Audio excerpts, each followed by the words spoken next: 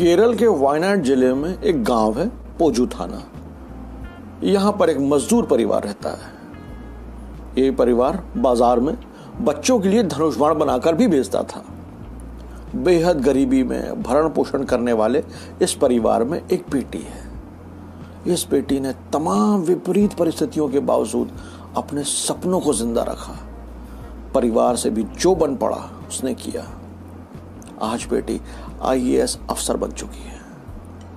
नमस्कार दोस्तों, मैं अतुल हूँ। आज शनिवार है और हर शनिवार को आपको कहानी सुनाने का वादा रहता है। आज यानी 1 मई यानी मजदूर दिवस होता है और आज सुना रहा हूँ 2 मजदूर परिवार के होनहारों की कहानी, जिन्होंने अपने हौसले और लगन के बलबूते अपनी मंजिल हासिल की। आज की कहानी है मन के जीते जीत। तो कहानी कंटिन्यू करते हैं। सफलता का परचम लहराने वाली वायनाड की श्रीधन्या सुरेश आदिवासी तबके से आती हैं। श्रीधन्या ने जिस मकान में रहकर पढ़ाई की वो आधा अधूरा सा बना है, पर उनके मन में अपने लक्ष्य का खाका एकदम साफ तरीके से बन चुका था। वो देश की सबसे प्रतिष्ठित सेवा यानी आईएएस में जाना तय कर चुकी थी। श्रीधन्या के पिता मनरेगा में मजदूरी करते थे। घर में बेहद कम पैसे थे, पर माता पिता ने बेटी की पढ़ाई में कोई कसर बाकी नहीं रखी। श्रीधन्या ने ग्रेजुएशन और फिर जूलॉजी में पोस्ट ग्रेजुएशन किया। पढ़ाई कंप्लीट करने के बाद श्रीधन्या ने विकास विभाग में क्लर्क के पद पर काम करना शुरू कर दिया। इसके बाद वे वायनाड के ही एक आदिवासी हॉस्टल में बतौर वार्डन काम करने लगी। हॉस्टल में वार्डन का काम करना ही शायद उनके लिए टर्निंग पॉइंट बन गया। यही हॉस्टल में काम करने के दौरान ही उन्हें यूपीएससी में एग्जाम देने का ख्याल आया। दोस्तों, इतिहास पलट कर देख लीजिए, सफलता कभी भी आसान नहीं होती। इसे पाने में असीमित मेहनत लगती है। श्रीधन्या का टारगेट भी कुछ आसान नहीं था। यूपीएससी के 2 प्रयासों में वे नाकाम रहीं। 2018 में तीसरी कोशिश में वे कामयाब हो जाती हैं। यूपीएससी से इंटरव्यू के लिए बुलावा आया, पर श्रीधन्या की परेशानियां कुछ कम नहीं हुई थी। उनके पास दिल्ली जाने के लिए पैसे तक नहीं थे। तब उनके दोस्तों ने पैसे जुटाए ताकि वे दिल्ली जाकर इंटरव्यू दे सकें। इंटरव्यू कामयाब रहा। श्रीधन्या को 410वीं रैंक मिली। श्रीधन्या बताती हैं कि वह राज्य के सबसे पिछड़े जिले से ताल्लुक़ रखती हैं। उनके समुदाय से वह पहली आदिवासी लड़की हैं जिसने यह मुकाम हासिल किया है।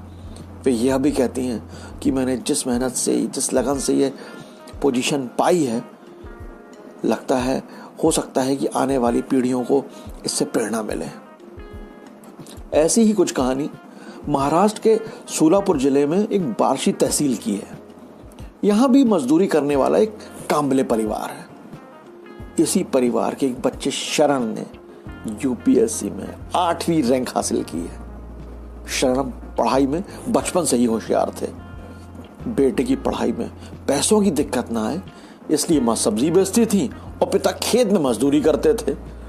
शरण पुरानी बातें याद करते हुए कहते हैं कि कई बार तो कई रातें पूरे परिवार ने भूखे रहकर गुजारी हैं।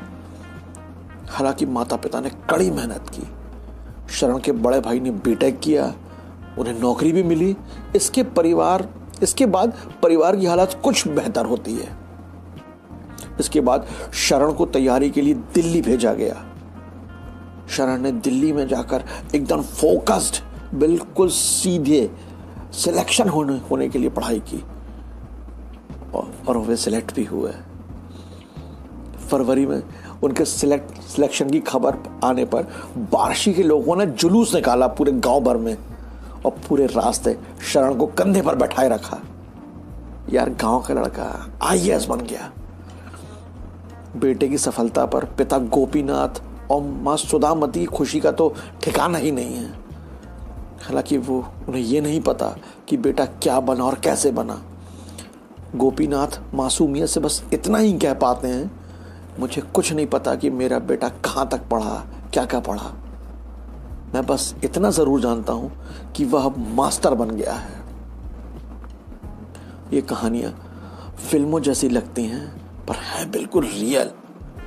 फिल्मों में हम देखते हैं कि हीरो गरीब परिवार का होता है, वह माता पिता के साथ कड़ी मेहनत करते हुए अपने गांव में या शहर जाकर या किन्हीं किन्हीं परिस्थितियों में कुछ हो जाता है और फिर वो अपना सपना साकार कर लेता है।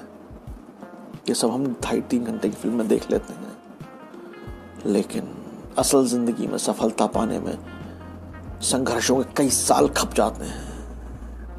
बस यही थी हौसले की उड़ान भरने की कहानियां।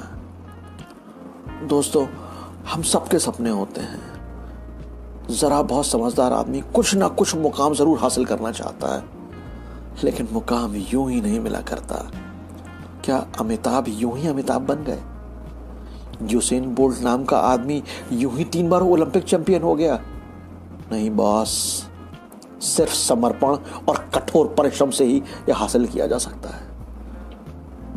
बच्चन घनघोर नाकामी के बाद जब सफल हुए तो शिखर के पर्याय बन गए। सफल होने की ललक आपके मन को हारने ही नहीं देती। असफलता स्वीकार कर आगे बढ़ने का मादा आपको कामयाबी दिलाकर ही मानता है। उपनिषदों का सूत्र वाक्य है, तत्वमसि या तत्त्वम असि, यानी वह तुम ही हो। आपके अंदर जो भी खास है उसे समझकर साध लिया जाए तो दुनिया आपकी मुट्ठी में है। ज्यादा ज्ञान हो गया हो तो माफी चाहता हूं। अगले शनिवार शाम 6 बजे आनी के YouTube चैनल पर फिर एक कहानी लेकर आऊंगा। तब तक स्वस्थ रहिए, खुश रहिए, अपनों के साथ रहिए और सुनते रहिए मुझे यानी अतुल को। जय हिंद।